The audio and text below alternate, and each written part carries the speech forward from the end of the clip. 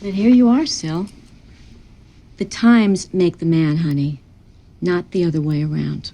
Let's talk about Sil and Gabby Dante, a power couple, on the show and in real life. But how many guys could step into Tony's shoes and do the job you're doing?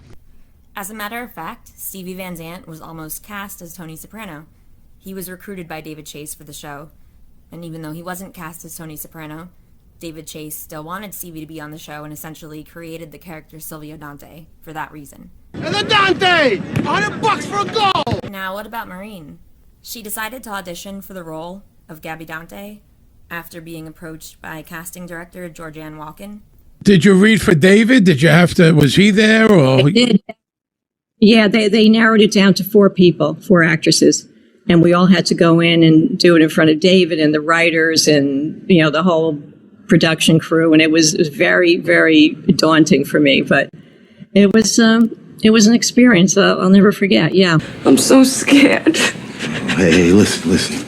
This guy, he's a tough kid. He's a strong kid, Chrissy. He's tough. Look, you got His Holiness. That's good. He got shot too and survived. Why are you crying? He's gonna be fine. The two of them don't have that much screen time together. The episode in which they appear on screen together the most, I'd say, is season 6, episode 3, Mayhem, and that's when Tony's in a coma in the hospital, so Sil is acting boss. Sil, have you asked yourself what happens if, God forbid, Tony Soprano doesn't recover? Back when Jackie was at the end, he floated the idea of me stepping up to the big seat. Not Tony, me. Still, you wouldn't sneeze at it. Or would he sneeze at it? Yeah, more behind the scenes. Advice, strategy. He has discovered that it's easier to be this creative furnace, this volcano of artistic output, when you are not the focus. The highway may be jammed with broken heroes, yet little Steven refuses to pick a lane.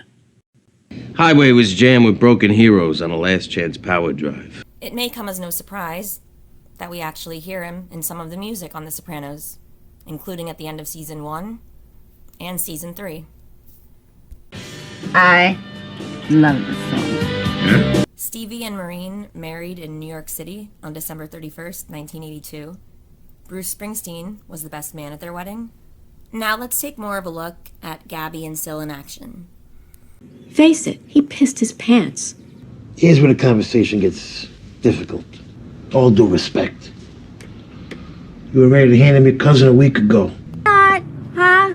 With the tantrums? For this shit, I missed the Jets' first home game. Well, I'm gonna cut him a new one. How dare you let her suffer humiliation and embarrassment at the hands of an outsider?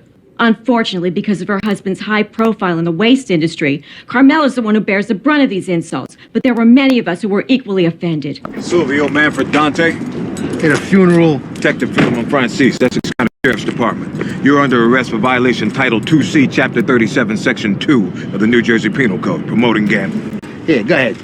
Last year I made bail so fast, my soup was still warm when I got home. Another thing that we can say about the two of them? They certainly can get a temper.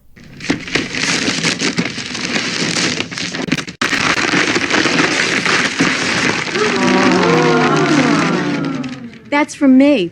I can't count how many cheese melts I've made for Silvio in that thing.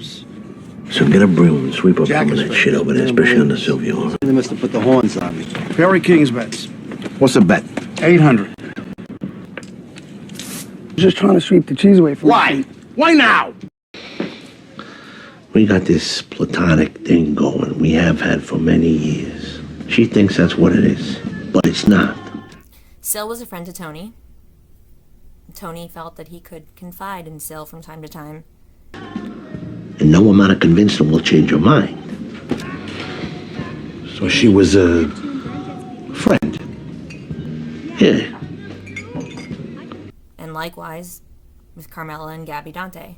It was nice. He was very sweet, actually. So, you think what happened at the party is an overture Tony wants to get back together? I don't know. Maybe.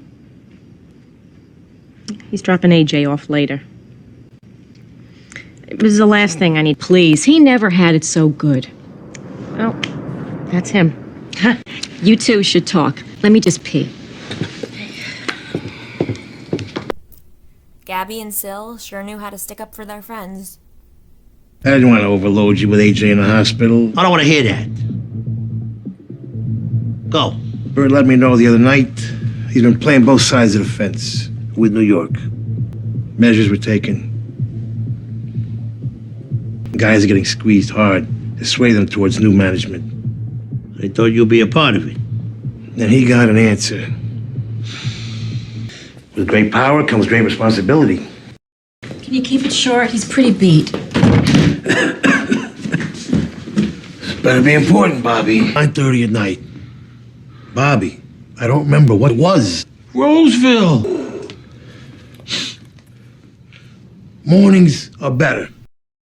I love Sil's comment to Bobby about mornings are better. I could see myself saying that to Bobby too, or really to anyone. I'm also a morning person.